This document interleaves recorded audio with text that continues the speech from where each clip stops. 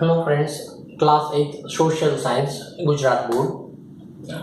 Chapter 4, How the Trades Become Rulers.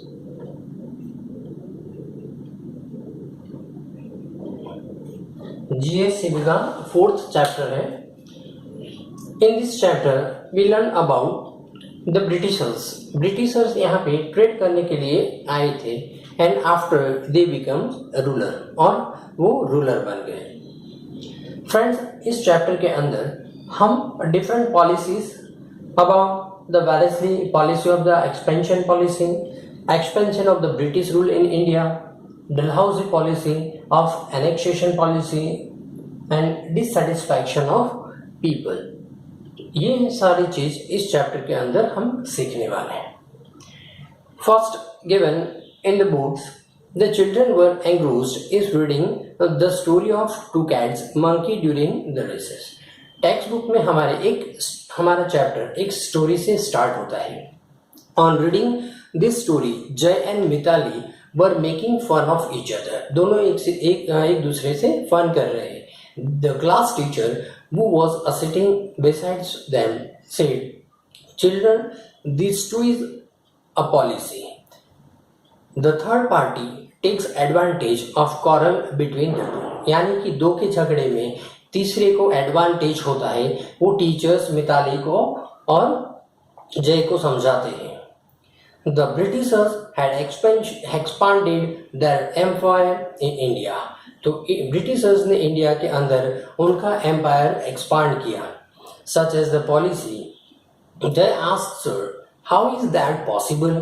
The class teacher replied, let us go to the class. तो जय ने पूछा ये किस तरह पॉसिबल है. तो क्लास टीचर ने उनको बताया कि I explain you in a class.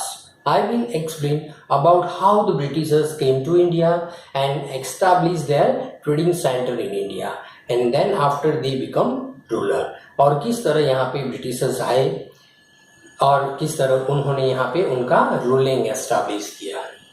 By the mid-18th century, अब टीचर जय और मिताली को बता रहे हैं, by the mid-18th century, the British had started to emerge as a strong power on the Indian political horizon. Do you know that the Britishers came to India only for trade? Britishers आए थे 1600 century में, but उसके बाद यहाँ पे firstly they came of the purpose of trading. उनका main purpose था trading का पर्पस था. बट उसके बाद यहाँ पे उन लोगों ने अलग अलग कॉलोनी एस्टैब्लिश करी और अपना ट्रेड बढ़ाया और उसके बाद अपना रूलिंग स्टार्ट कर दिया. बहुत सारी टेरिटरीज को एक्सपांशन करा, उसको अपने अंडर में लिया और इस तरह उन्होंने अपना रूलर एक्सपांड किया. Do you know that the Britishers came to India only for trade? Initially, they took permission to trade in Indian state. And then how did they become the ruler to entire India? First, they taken the permission about the trade. उन्होंने trade करने का permission लिया था, business करने का. यहाँ पे उस टाइम पे हमारे इंडियन जो कमोडिटीज थे, स्पाइसेस थे, मसलिन थे, कार्डेमम, ये सारी चीज़ों का बाजार के अंदर बहुत डिमांड था. Then how did they become the ruler of entire India? And the history of the British rule arouses many such questions to serve their economic interests and they increase their political holds on India. उनको लगा कि यहाँ पे हम economically उनका interest यहाँ पे India में बढ़ गया और उन्होंने एक्सपेंशन करने का डिसाइड किया. द ब्रिटिश डिप्लोमेटिक पॉलिसी, उन्होंने अपनी डिप्लोमेटिक पॉलिसी पूरे इंडिया पे स्टार्ट करी.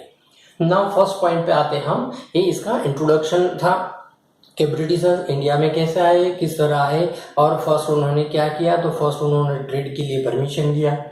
उसके बाद उनको लगा यहाँ इकोनॉमिकली वो यहाँ पे बहुत सारा ट्रेड कर सकते हैं और बहुत सारा income, huge amount of income यहाँ से कमा सकते हैं. तो उसी को लेकर वो यहाँ पे रूल एक्सपेंशन करा पहले, फिर उस यहाँ पर रूलिंग करा. Now, first point, Wellesley policy of expansion. When the Wellesley came to India as a governor general, India जब गवर्नर जनरल के हिसाब से अपॉइंट हुआ यहाँ पे Wellesley, and cut the throat a competition existing between the England and France, और England और France के बीच में जो कंपटीशन था यहाँ पे ट्रेड करने का, तो उनके बीच कंटिन्यूअस वो ट्रेड उनके बीच का जो कंटिन्यूसली कंपटीशन था, और कंपटीशन में ब्रिटिशर्स मोर पावरफुल थे। और पहले तो पोर्टुगीज आए और उसके बाद फ्रेंच आए, और फ्रेंच से भी ज़्यादा पावरफुल ब्रिटिशर्स थे। It was necessary to check France from becoming the powerful in India, so as to expand the British rule in India, Wellesley introduced a new plan which was known as the subsidiary alliance. तो Wellesley ने एक अपना new plan introduce किया, subsidiary alliance method. तो उसने India में subsidiary alliance start किया। Also the British representative in the royal court, and this way the British could maintain their armies without spending any money. However, the princely states were not allowed to utilize the army, और princely state को army को utilise करना मना था। And this system which made subsidiary alliance and like a slow poison for the princely state, और वो princely state के लिए एक slow poison था। और ब्रिटिश गवर्नमेंट की आर्मी को ही वो लोग अपॉइंट कर सकते हैं, अपने वहां रख सकते हैं, वो खुद की आर्मी रखने का उन पे कोई राइट्स नहीं था। The Indian states that become the victim of the subsidiary alliance were Hyderabad, Mysore, Ayodhya, Gaikwad of Vadodara, Peshwa of Pune, and Scindias of Gwalior. तो ये सारे जो स्टेट्स थे उस टाइम पे जो सब्सिडरी अलायंस के अंडर में आए।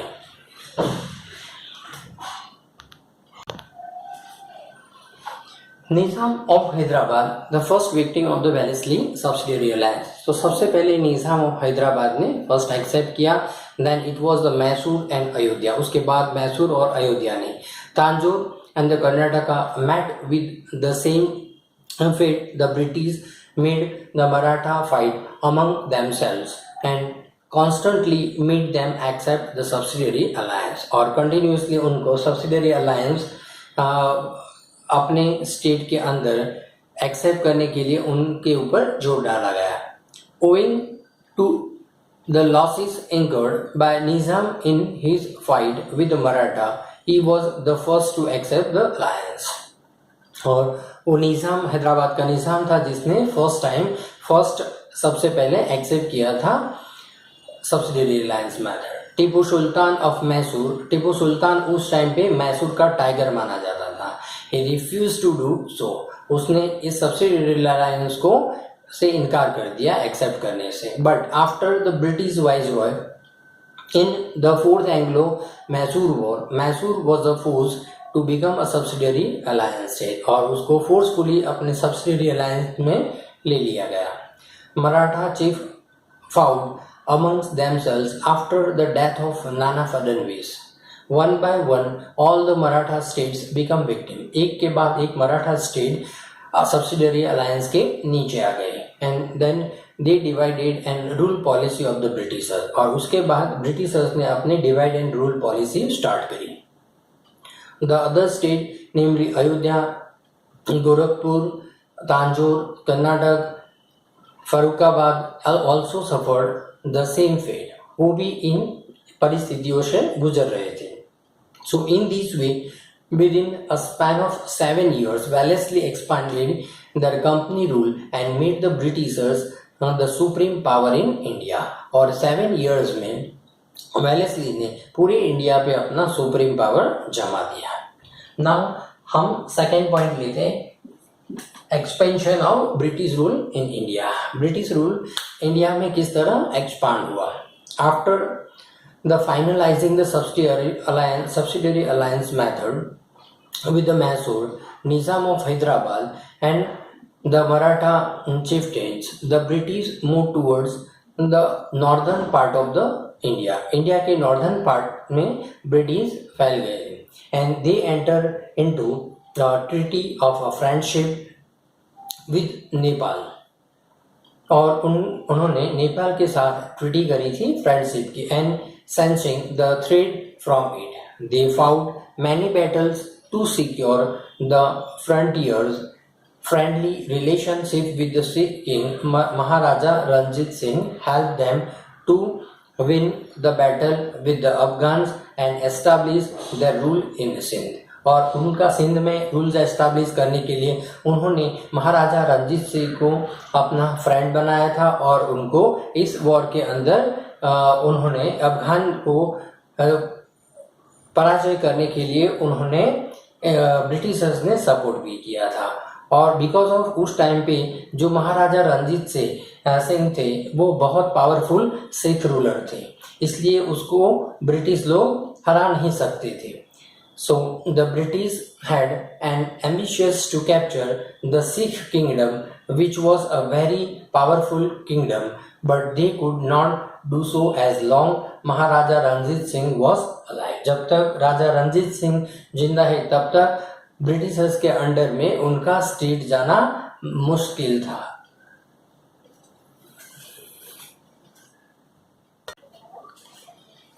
So they kept a friendly relation with the Maharaja Ranjit Singh, was strong ruler of that time. उस टाइम पे महाराजा रंजीत सिंह स्ट्रॉन्ग रूलर थे इंडिया में सिख के. He had set up the strong army with the help of the European officers for the protection of his state. He had attended the victory over a many nearby state. आजू बाजू के जो state से उन पे अपना power उन्होंने जमा दिया था. After the death of Punjab suffered anarchy.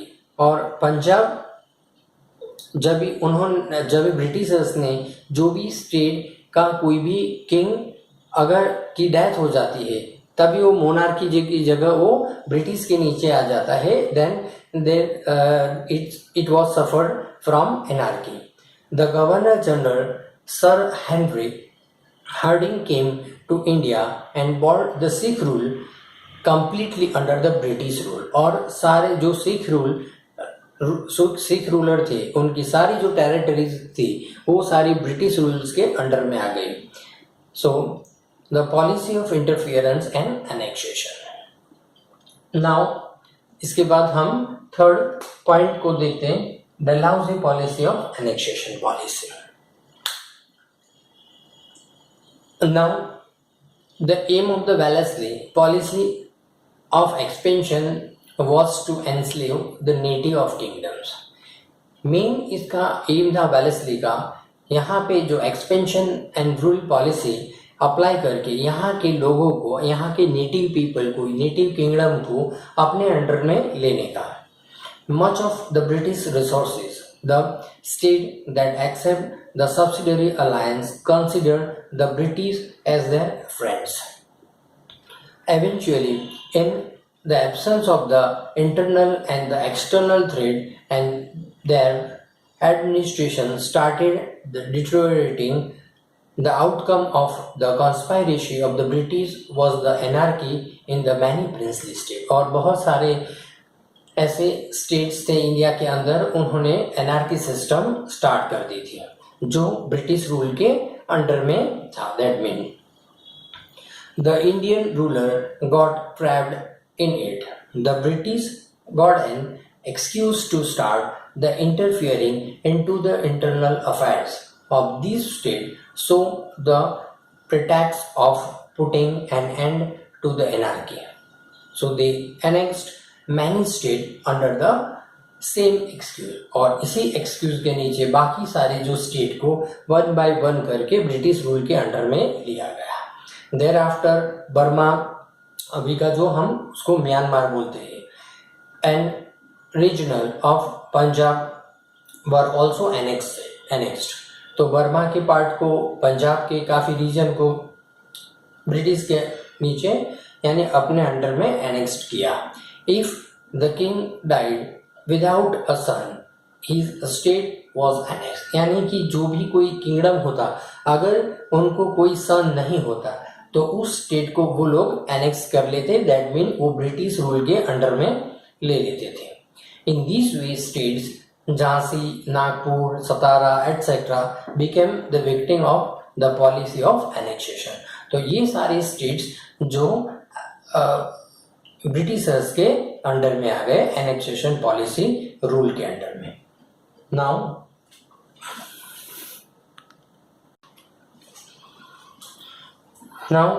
Dalhousie aimed at helping the British traders to make the huge profit from the trade of tea, coffee and cotton by the capturing the area that produced this commodity on a large scale.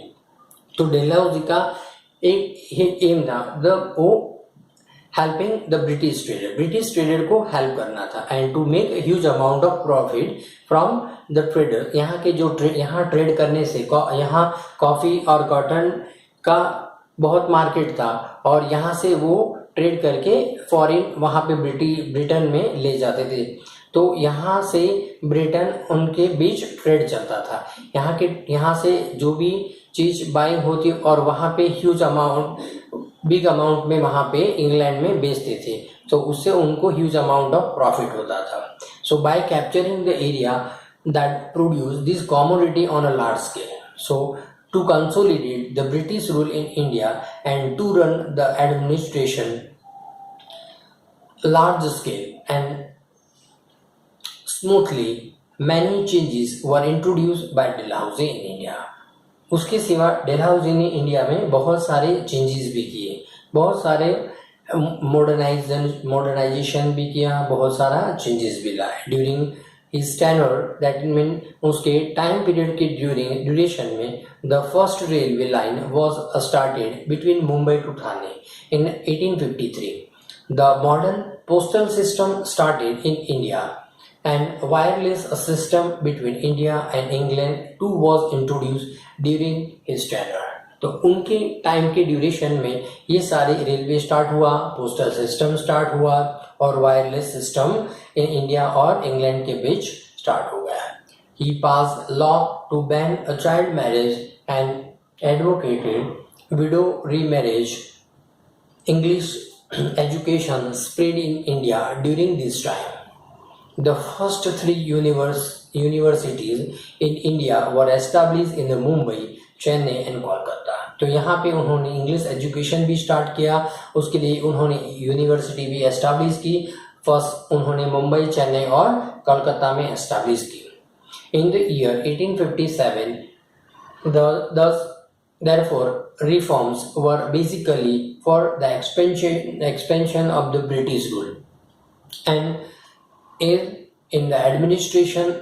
Although Indian benefited later on, they had to suffer a lot with the introduction of the British reforms. Dissatisfaction of people. After the policy of subsidiary alliance, Dalhousie's policy of annexation shook the whole nation terribles. The result in the dissatisfaction among the people towards British. So you must have seen the first, हमारा ये अभी last point है कि ये सारी जो policy Britishers ने यहाँ अप्लाई की, Wellesley policy, expansion rules, Dalhousie policy, और इस सारे से हमारे जो यहाँ इंडियन पीपल्स थे, they are dissatisfied. So after the policy of subsidiary alliance, Dalhousie policy of annexation, so the whole nation terrible, जिसकी वजह से पूरे नेशन मुश्किल में आ गया था.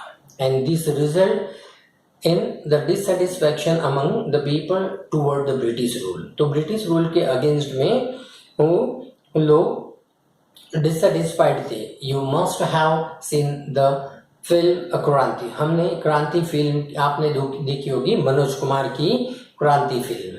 तो उसके अंदर ये ब्रिटिश रूल के बारे में बताया है.